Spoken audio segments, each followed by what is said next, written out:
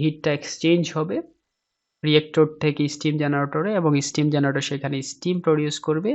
সেটা চলে যাবে টারবাইনে, তারপর টারবাইন ঘুরবে আর আমাদের অল্টারনেটরও ঘুরবে এবং বিদ্যুৎ প্রডিউস হবে। নতুন আরো একটি পর্বে সবাইকে স্বাগতম জানিয়ে শুরু করছি আজকের ভিডিও।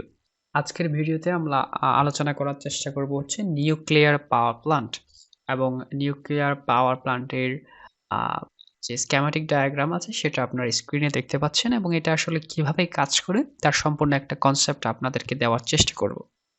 তো এই নিউক্লিয়ার পাওয়ার প্ল্যান্ট এর যে স্কেমাটিক ডায়াগ্রাম এটা আসলে বোঝার আগে আমাদের একটা কনসেপ্ট বুঝতে হবে, সেটা হচ্ছে নিউক্লিয়ার ফিশন এবং আমাদের চেইন রিঅ্যাকশন। এই জিনিসটা আমরা একটু প্রথমে বুঝে নেওয়ার চেষ্টা করব, তারপর আমরা আসলে এই সম্পূর্ণ জিনিসটা অ্যানালাইসিস করার চেষ্টা করব। নিউক্লিয়ার ফিশন হচ্ছে এমন একটা প্রসেস যেখানে আমরা একটা কোনো নিউক্লিয়াসকে স্প্লিট করে ফেলি, অর্থাৎ নিউক্লিয়াসকে আমরা আসলে একটা পদার্থের যে নিউক্লিয়াস আছে সেটাকে আমরা স্প্লিট করে ফেলি, মানে দুইটা ভাগে ভাগ করে ফেলি, একাধিক ভাগে ভাগ করে ফেলি। সেটাই হচ্ছে আসলে ফিশন, নিউক্লিয়ার ফিশন। এবং এই নিউক্লিয়ার ফিশন ঘটানোর জন্য আমাদের একটা বাইরে থেকে একটা নিউট্রনকে ট্রিগার করা লাগে। এই যে আমরা যে পদার্থের মধ্যে আসলে চেইন রিঅ্যাকশন বা নিউক্লিয়ার ফিশন টা ঘটানোর চেষ্টা করি আরকি। তো এই ইউরেনিয়াম 235 কে আসলে যখন বাইরে থেকে একটা এক্সট্রা নিউট্রন দ্বারা ট্রিগার করা হয়, দ্যাট মিন এই নিউট্রন দ্বারা একটা ইউরেনিয়াম 235 এ আঘাত করা হয়, তখন সেটা স্প্লিট হয়ে আমাদের দুটো ভাগে ভাগ হয়ে যায়। এবং দুটো ভাগে ভাগ হয়ে গেলে কিন্তু আমাদের মাসের একটা পরিবর্তন ঘটে এবং এই মাসের পরিবর্তনের ঘটার ফলে আমাদের এনার্জি নির্গত হয়। আর এই এনার্জিটা মূলত আমরা একটা নিউক্লিয়ার পাওয়ার প্ল্যান্টের রিঅ্যাক্টর ইউজ করে থাকি, যেটা আমরা পরবর্তীতে দেখব। তো যখন স্প্লিট করা হয়, একই সাথে নিউক্লিয়াসটা যখন ভাগ হওয়ার পাশাপাশি আমাদের 3টা এক্সট্রা নিউট্রন কিন্তু রিলিজ হয়। এখানে ছবিতে দেখতে পাচ্ছেন 3টা এক্সট্রা নিউট্রন রিলিজ হয়। এবং এই 3টা এক্সট্রা নিউট্রন যে রিলিজ হলো সেটা কিন্তু পুনরায় গিয়ে আবারও ইউরেনিয়াম 235 এর নিউক্লিয়াসকে কিন্তু আঘাত করে এবং পুনরায় আবার এক একটা থেকে 3টা করে নিউট্রন নির্গত হতে থাকে। এভাবে যদি আমরা কোনো কন্ট্রোল না করে থাকি নিউট্রনগুলাকে, তাহলে দেখা যাবে যে প্রথমে আমাদের 3টা নিউট্রন নির্গত হলো, এরপর হচ্ছে 9টা নিউট্রন নির্গত হলো, এরপর 27টা নির্গত হবে। এভাবে কিন্তু এটা বাড়তেই থাকবে নিউট্রনের পরিমাণ এবং আমাদের যে চেইন রিঅ্যাকশনটা হবে সে রিঅ্যাকশনের পরিমাণটাও বাড়বে এবং আমাদের এই যে এনার্জি, সেই এনার্জিওটা কিন্তু বাড়তে থাকবে। তাহলে যেটা হচ্ছে কি চেইন রিঅ্যাকশন হচ্ছে, মানে নিউট্রনগুলো অনবরত ইউরেনিয়াম 235 কে আঘাত করছে এবং সেটা স্প্লিট হয়ে নতুন 3টা নিউট্রন নির্গত করছে প্রত্যেকটা থেকে। আবার সেগুলো আবারও ইউরেনিয়াম 235 কে আঘাত করছে, আবারও 3টা করে নিউট্রন নির্গত হচ্ছে। এভাবে চলতেই আছে। সেজন্য এটাকে বলা হচ্ছে চেইন রিঅ্যাকশন, অর্থাৎ ফিশন, নিউক্লিয়ার ফিশন যেটাকে বলা হয়। তো এই সম্পূর্ণ নিউক্লিয়ার ফিশন বা চেইন রিঅ্যাকশনকেই আমরা আল্টিমেটলি ইউজ করে আমরা নিউক্লিয়ার পাওয়ার প্ল্যান্টকে পরিচালনা করে থাকি।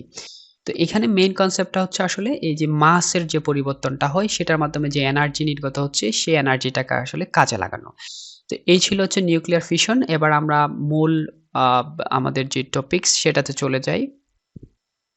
তো এটা হচ্ছে নিউক্লিয়ার পাওয়ার প্ল্যান্টের স্কিমেটিক ডায়াগ্রাম। আর এখানে যে মেইন পার্টস গুলা রয়েছে তার মধ্যে অন্যতম হচ্ছে আমাদের এই যে রিঅ্যাক্টর, এরপর হচ্ছে আমাদের এইখানে হচ্ছে হিট এক্সচেঞ্জার, আর এখানে হচ্ছে আমাদের যে টারবাইন আছে সে টারবাইন, তারপর অল্টারনেটর রয়েছে, আর এখানে হচ্ছে আমাদের একটা কন্ডেন্সার। এই হচ্ছে যে মেইন স্ট্রাকচারাল কম্পোনেন্ট গুলো আছে সেটা। এখন আমরা যে এই কিছুক্ষণ আগেই দেখলাম যে আসলে নিউক্লিয়ার ফিশনের মাধ্যমে হিট প্রডিউস করা হয়। তো সেই নিউক্লিয়ার ফিশনটা আসলে কোথায় ঘটানো হয়, সেটা হচ্ছে এই যে নিউক্লিয়ার রিঅ্যাক্টর আছে, সেই নিউক্লিয়ার রিঅ্যাক্টরের মধ্যেই করা হয়ে থাকে। আর এই রিঅ্যাক্টরটা এতটা সেফটি মেনটেন করে ক্রিয়েট করা হয় যাতে এর তেজস্ক্রিয়তা কোনো ক্রমেই রিয়েক্টরের বাইরে আসতে না পারে। সম্প্রতি আমাদের দেশে যে আ রূপপুর পারমাণবিক বিদ্যুৎ কেন্দ্র হচ্ছে সেখানে কিন্তু ৫ স্তর বিশিষ্ট আমাদের রিয়েক্টর সেল গঠন করা হয়েছে। তো এই রিয়েক্টরের ভিতরে আসলে আমাদের যে ইউরেনিয়াম-235 এর আ ফুয়েল গুলো আছে সেগুলো এখানে আসলে আ রাখা হয় আরকি। এগুলো আসলে পিলেট আকারে একেকটা 5 এর মতো করে এখানে অনেকগুলা ফুয়েল রড এখানে নিউক্লিয়ার রিঅ্যাক্টরের মধ্যে বসানো থাকে। এরপর এই রিঅ্যাক্টরের মধ্যে আরো কিছু জিনিস থাকে সেটা হচ্ছে কুলেন্ট এবং হচ্ছে আমাদের কন্ট্রোল রড। যে কন্ট্রোল রড গুলাকে আসলে আমাদের যে মেকানিক্যাল মেকানিজম থাকে মোটর, গিয়ার অন্যান্য আ অ্যারেঞ্জমেন্ট সেটার মাধ্যমে এই কন্ট্রোল রড গুলোকে কিন্তু উপরে নিচে করা যায়। সেটা আমরা কিছুক্ষণ পরেই দেখব আসলে। এরপর এটার সাথে আসলে কানেক্ট করা থাকে হচ্ছে আমাদের একটা 5 যেটা হিট এক্সচেঞ্জার এর মধ্যে কানেক্ট করা থাকে। তো বেসিক্যালি এখানে রিঅ্যাক্টরের মধ্যে যেটা হয় সেটা হচ্ছে ফিশন রিঅ্যাকশন হয় এবং ফিশন রিঅ্যাকশন হলে আমরা জেনেছি ইতিমধ্যে যে এখানে হিউজ পরিমাণে হিট প্রোডিউস হয় এবং এই হিটটা আমাদের এই 5 এর মাধ্যমে আসলে আ আল্টিমেটলি এখানে হিটটা এখানে বাইরে যে স্টিম জেনারেটর আছে সেখানে এক্সচেঞ্জ করে। তো এই স্টিম জেনারেটর আসলে বেসিক্যালি পানি থাকে। যেটা হচ্ছে নরমাল পানি। রিঅ্যাক্টরের থেকে যে উৎপন্ন হিটটা সেটা এখানে স্টিম জেনারেটর যে ওয়াটার আছে সেটা নিয়ে নিবে এবং সেখানে স্টিম জেনারেট হবে এবং এই স্টিমটা আমাদের টারবাইনে চলে যাবে। এরপর এই স্টিমটা টারবাইনে মেকানিক্যাল এনার্জি প্রোডিউস করবে এবং সেটার সাথে আমাদের কাপলিং করা থাকে একটা অল্টারনেটর এবং আ ফলে অল্টারনেটরটাও আমাদের আ রান করবে মানে ঘুরতে শুরু করবে। আর অল্টারনেটর ঘুরলেই তো আমরা জানি যে আ বিদ্যুৎ উৎপাদন হবে এবং পরবর্তীতে এই বিদ্যুৎটা আমরা ট্রান্সফর্মারের মাধ্যমে আনুষঙ্গিক অন্যান্য ইকুইপমেন্ট এর মাধ্যমে ট্রান্সমিশন ডিস্ট্রিবিউশন করে থাকি। তো এখানে যে টারবাইন আছে সেই টারবাইনে স্টিমটা আ ঘোরানোর পর এই যে এক্সহাস্ট স্টিমটা আছে সেটা কনডেন্সারে চলে যাবে এবং কনডেন্সারে বাইরে থেকে কিন্তু ওয়াটার ফিড করা থাকে। মানে ওয়াটার সরবরাহ থাকে এবং সেটার মাধ্যমে এই আ হিটের যে স্টিমটা থাকে সেই হিটের স্টিমটা ঠান্ডা হয়ে যাবে। ঠান্ডা হওয়ার পর সেটা ওয়াটার পাম্পের মাধ্যমে আবারও পুনরায় স্টিম টারবাইনে স্টিম জেনারেটরে চলে যাবে এবং পুনরায় আমাদের তাপের মাধ্যমে রিঅ্যাক্টরের তাপের মাধ্যমে আবারও স্টিম জেনারেট হবে এবং এই সাইকেলটা বারবার হতে থাকবে। আমাদের আউটপুটে আমরা কাঙ্ক্ষিত আমাদের বিদ্যুৎটা পাবো। এখানে আরো কিছু জিনিস আমাদের বুঝতে হবে সেটা হচ্ছে আমাদের এখানে যে কুলেন্ট ব্যবহার করা হয় সেই কুলেন্ট এর দরকার কি? রাইট? ওকে। আমরা একটু বোঝার চেষ্টা করি। আমরা জানি যে ইউরেনিয়াম-235 কে একটা নিউট্রন দ্বারা আঘাত করলে সেখানে ৩ টা এক্সট্রা নিউট্রন নির্গত হয়।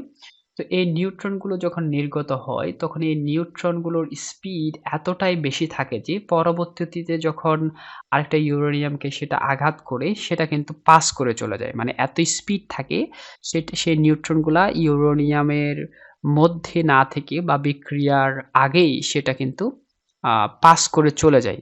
তো এরকম যদি পাস করে চলে যায় সেখানে তো বিক্রিয়া হবে না। আর বিক্রিয়া না হলে কিন্তু আমাদের যে আ নিউক্লিয়াসটা থাকবে ইউরেনিয়াম-235 এর সেটা কিন্তু আর স্প্লিট হবে না। তার মাসেরও পরিবর্তন হবে না এবং সেখানে কোনো আমরা এনার্জিও পাবো না। তো তার জন্য দরকার কি? তার জন্য আমাদের দরকার হচ্ছে ১ম বার যে প্রত্যেকবার যে নিউট্রন গুলো নির্গত হবে, তার স্পিডটাকে কমিয়ে দেয়া। মানে একটা নির্দিষ্ট স্পিডে আনা যাতে করে সেই নিউট্রনটা আমাদের পরবর্তীতে যখন ইউরেনিয়াম-235 কে আবারও আঘাত করবে সেটা যাতে আমাদের বিক্রিয়া করতে পারে আরকি।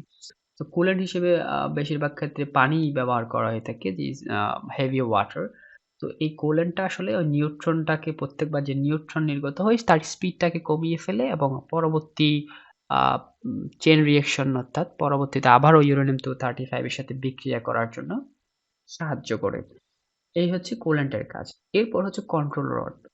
আমরা দেখেছি যে প্রত্যেকবারেই কিন্তু ৩ টা করে আমাদের আ নিউট্রন নির্গত হচ্ছে। এভাবে মানে নির্গত হতে থাকলেই এক পর্যায়ে দেখা যাবে এত বেশি পরিমাণ নিউট্রন নির্গত হয়ে এত বেশি পরিমাণ আ বিক্রিয়া সৃষ্টি করতেছে যে আম আ আ সেটা আসলে অনেক বেশি হিট প্রোডিউস করছে। ফলে কি হবে আমাদের রিঅ্যাক্টরটাই ব্লাস্ট হয়ে যাবে।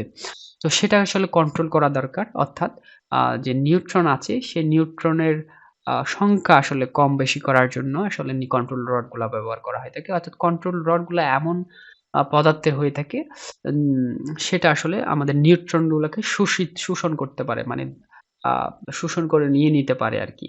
তো এই কন্ট্রোল রড গুলার উঠানামা করার মাধ্যমে আমরা নিউট্রনের সংখ্যাকে হ্রাস বৃদ্ধি করে থাকি। সেই অনুপাতে আমাদের রিঅ্যাক্টরের মধ্যে হিট হিটকেও আমরা আসলে কন্ট্রোল করতে পারি। তো এখানে বেসিক্যালি পুরো কন্ট্রোল রডের কাজ হচ্ছে নিউট্রনকে শোষণ করা আর কুলেন্টের কাজ হচ্ছে সে নিউট্রনের স্পিডটাকে একটা নির্দিষ্ট লিমিটের মধ্যেই নিয়ে আসা। যাতে করে পরবর্তী চেইন রিঅ্যাকশন এ এটা ব্যবহৃত হতে পারে। তো আমরা যদি একটু অ্যানিমেশন এর মাধ্যমে দেখি আসলে তাহলে জিনিসটা এভাবে দাঁড়ায় যে এই যে মোটর গিয়ারের মাধ্যমে কন্ট্রোল রড গুলোকে আমরা উপরে নিচে করতে পারি। যাতে করে আমাদের নিউট্রন গুলোকে কন্ট্রোল করা যায়। এরপর হচ্ছে আমাদের এখানে স্টিম আমাদের হিটটা এক্সচেঞ্জ হবে। রিঅ্যাক্টর থেকে স্টিম জেনারেটরে এবং স্টিম জেনারেটর সেখানে স্টিম প্রডিউস করবে। সেটা চলে যাবে টারবাইনে। তারপর টারবাইন ঘুরবে আর আমাদের অল্টারনেটরও ঘুরবে এবং বিদ্যুৎ প্রডিউস হবে, বিদ্যুৎ উৎপন্ন হবে।